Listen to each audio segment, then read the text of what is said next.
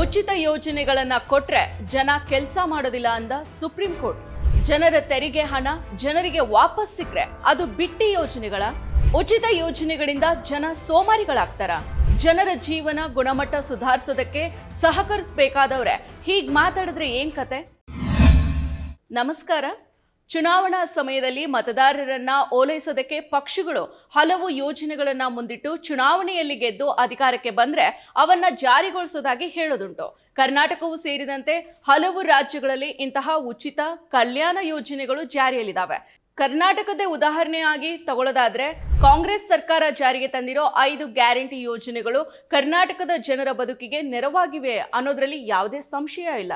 ಹಣದುಬ್ಬರ, ಬೆಲೆ ಏರಿಕೆ ಸೇರಿದಂತೆ ಸಮಸ್ಯೆಗಳ ಕೂಪಕ್ಕೆ ಸಿಲುಕ್ತಾ ಇರೋ ಜನರ ಬದುಕಿಗೆ ಗ್ಯಾರಂಟಿ ಸ್ಕೀಮ್ಗಳು ಸ್ವಲ್ಪ ಉಸಿರಾಡುವಂತೆ ಮಾಡಿದಾವೆ.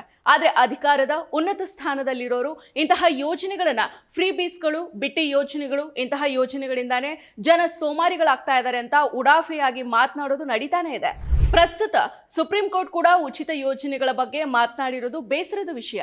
ಹೌದು, ಚುನಾವಣೆಗೂ ಮುನ್ನ ಉಚಿತ ಯೋಜನೆಗಳನ್ನ ಘೋಷಿಸೋ ರಾಜಕೀಯ ಪಕ್ಷಗಳ ಬಗ್ಗೆ ಅಸಮಾಧಾನವನ್ನ ವ್ಯಕ್ತಪಡಿಸಿರೋ ಸುಪ್ರೀಂ ಕೋರ್ಟ್ ಜನರು ಉಚಿತ ಪಡಿತರ ಮತ್ತು ಹಣವನ್ನ ಪಡಿತಾ ಇರೋದ್ರಿಂದ ಕೆಲಸ ಮಾಡೋದಕ್ಕೆ ಸಿದ್ಧರಿಲ್ಲ ಅಂತ ಹೇಳಿದೆ. ಈ ಮೂಲಕ ಸುಪ್ರೀಂ ಕೋರ್ಟ್ ಉಚಿತ ಭರವಸೆಗಳ ಬಗ್ಗೆ ನ್ಯಾಯಾಲಯ ಅಸಮಾಧಾನವನ್ನ ವ್ಯಕ್ತಪಡಿಸಿದೆ.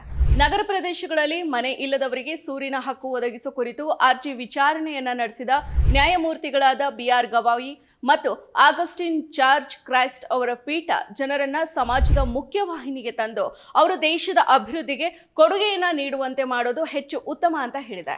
ಲಾಡ್ಲಿ ಬೆಹನ್ ತರದ ಉಚಿತ ಯೋಜನೆಗಳ ಕಾರಣಕ್ಕೆ ಜನ ಕೆಲಸ ಮಾಡೋದಕ್ಕೆ ಮನಸ್ಸು ಮಾಡ್ತಾ ಇಲ್ಲ ಅಂತ ಹೇಳಿದ್ದಾರೆ. ಇನ್ನು ಅರ್ಜಿದಾರರಲ್ಲಿ ಒಬ್ಬರ ಪರವಾಗಿ ಹಾಜರಿದ್ದ ಹಿರಿಯ ವಕೀಲ ಪ್ರಶಾಂತ್ ಭೂಷಣ್ ಕೆಲಸ ಇದೆ ಅಂತ ಹೇಳಿದ್ರೆ ಕೆಲಸ ಮಾಡೋದಕ್ಕೆ ಮನಸ್ಸು ಇಲ್ಲದವರ ಸಂಖ್ಯೆ ಈ ದೇಶದಲ್ಲಿ ಬಹಳ ಕಡಿಮೆ ಇದೆ ಅಂತ ಹೇಳಿದ್ದಾರೆ. ಜನರ ಬಗ್ಗೆ ನಿಮ್ಮ ಕಾಳಜಿಗೆ ನಾವು ಕೃತಜ್ಞರಾಗಿರ್ತೇವೆ. ಆದ್ರೆ ಉಚಿತ ಪಡಿತರ ಮತ್ತು ಹಣವನ್ನ ನೀಡಿದ್ರೆ ಅವರು ಯಾವುದೇ ಕೆಲಸಗಳನ್ನ ಮಾಡಲ್ಲ. ಅದ್ರ ಬದಲು ಈ ಜನರು ಸಮಾಜದ ಮುಖ್ಯವಾಹಿನಿಗೆ ಸೇರಿಸೋದು ಮತ್ತು ದೇಶದ ಅಭಿವೃದ್ಧಿಗೆ ಕೊಡುಗೆ ನೀಡೋ ಅವರಿಗೆ ಅವಕಾಶವನ್ನ ನೀಡೋದು ಉತ್ತಮ ಅಲ್ವಾ ಅಂತ ಪೀಠ ಅಭಿಪ್ರಾಯವನ್ನ ವ್ಯಕ್ತಪಡಿಸಿದೆ. ಅಭಿಜಿತ್ ಬ್ಯಾನರ್ಜಿ ಸೇರಿದಂತೆ ದೊಡ್ಡ ದೊಡ್ಡ ಆರ್ಥಿಕ ತಜ್ಞರು ಕಲ್ಯಾಣ ಯೋಜನೆಗಳಿಂದ ಉತ್ಪಾದನೆ ಹೆಚ್ಚಳ ಮತ್ತು ಜನರು ಸಕ್ರಿಯವಾಗಿ ಆರ್ಥಿಕ ಚಟುವಟಿಕೆಗಳಲ್ಲಿ ತೊಡಗಿಸಿಕೊಳ್ತಾರೆ ಅಂತ ಹೇಳ್ತಾರೆ. ಇಂತಹ ಯೋಜನೆಗಳನ್ನ ಬೆಂಬಲಿಸ್ತಾರೆ. ಆದ್ರೆ ಅಧಿಕಾರದಲ್ಲಿರೋರು ಇಂತಹ ಯೋಜನೆಗಳನ್ನ ಹೀಗಡಿತಾನೆ ಬಂದಿದ್ದಾರೆ. ಸುಪ್ರೀಂ ಕೋರ್ಟ್ ಮಾತ್ರ ಅಲ್ಲ, ಉದ್ಯೋಗದಾತರು ಜನರ ಶ್ರಮವನ್ನ ಹೀಗಡೆದು ಮಾತನಾಡ್ತಾನೆ ಬಂದಿದ್ದಾರೆ. ಈ ಹಿಂದೆ ಉದ್ಯೋಗಿಗಳು ವಾರಕ್ಕೆ 90 ಗಂಟೆ ಕೆಲಸ ಮಾಡಬೇಕು, ಎಷ್ಟು ಹೊತ್ತು ಮನೆಯಲ್ಲಿ ಪತಿ ಪತ್ನಿಯ ಮುಖಾನ ನೋಡ್ಕೊಂಡು ಕೂತಿರ್ತೀರಾ ಅಂತ ವಿವಾದಾತ್ಮಕ ಹೇಳಿಕೆಯನ್ನ ನೀಡಿದ L&T ಅಧ್ಯಕ್ಷ SN ಸುಬ್ರಹ್ಮಣ್ಯನ್ ಪ್ರಸ್ತುತ ದೇಶದಲ್ಲಿ ಕಾರ್ಮಿಕರು ಕೆಲಸ ಮಾಡೋದಕ್ಕೆ ಇಚ್ಛಿಸ್ತಾ ಇಲ್ಲ. ಕಲ್ಯಾಣ ಯೋಜನೆಗಳೊಂದಿಗೆ ಕಾರ್ಮಿಕರು ಒಂದು ಕಡೆಯಿಂದ ಮತ್ತೊಂದು ಕಡೆಗೆ ಸ್ಥಳಾಂತರಗೊಳ್ಳೋದಕ್ಕೆ ಹಿಂಜರಿತಾ ಇದ್ದಾರೆ ಅಂತ ಹೇಳೋ ಮೂಲಕ ಮತ್ತೊಂದು ವಿವಾದಕ್ಕೆ ಎಡೆ ಮಾಡಿಕೊಟ್ಟಿದ್ದಾರೆ.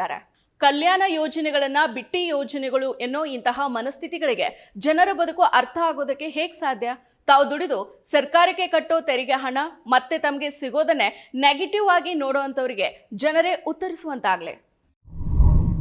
ಮತ್ತಷ್ಟು ವಿಶೇಷ ವಿಡಿಯೋಗಳನ್ನು ನೋಡಲು ಮತ್ತು ಹೊಸ ವಿಡಿಯೋಗಳ ಬಗ್ಗೆ ತಿಳಿಯಲು ಈ ದಿನ .com ಯೂಟ್ಯೂಬ್ ಚಾನೆಲ್ ಸಬ್ಸ್ಕ್ರೈಬ್ ಮಾಡಿ ಮತ್ತು ಬೆಲ್ ಐಕಾನ್ ಕ್ಲಿಕ್ ಮಾಡಿ.